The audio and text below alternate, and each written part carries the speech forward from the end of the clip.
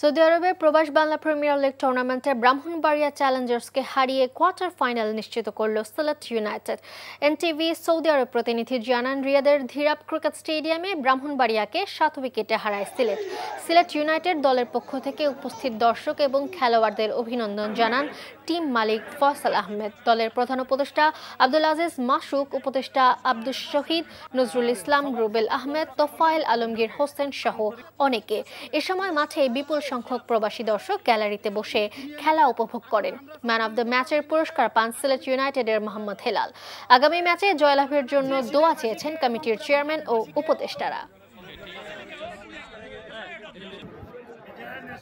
Bundle থাকলে প্রতি সেনমানিতে টাকা বাঁচবে। বিকাশ সেনমানি বান্ডেল কিনে জিতুন প্রতি লেনদেনে। এতদিন শুনছি চান্দে অমাবস্যা লাগে, আজকে দেখলাম সূর্যে অমাবস্যা লাগে।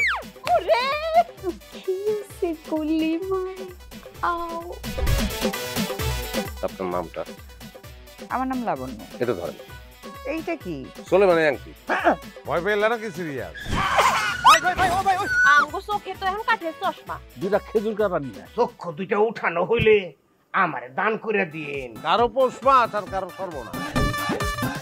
নাই রে নাই, আমার বাপে নাই। এই হারামজাদা, হাতে কি গ্রামের মাসে তোর আটকা জলিল কর।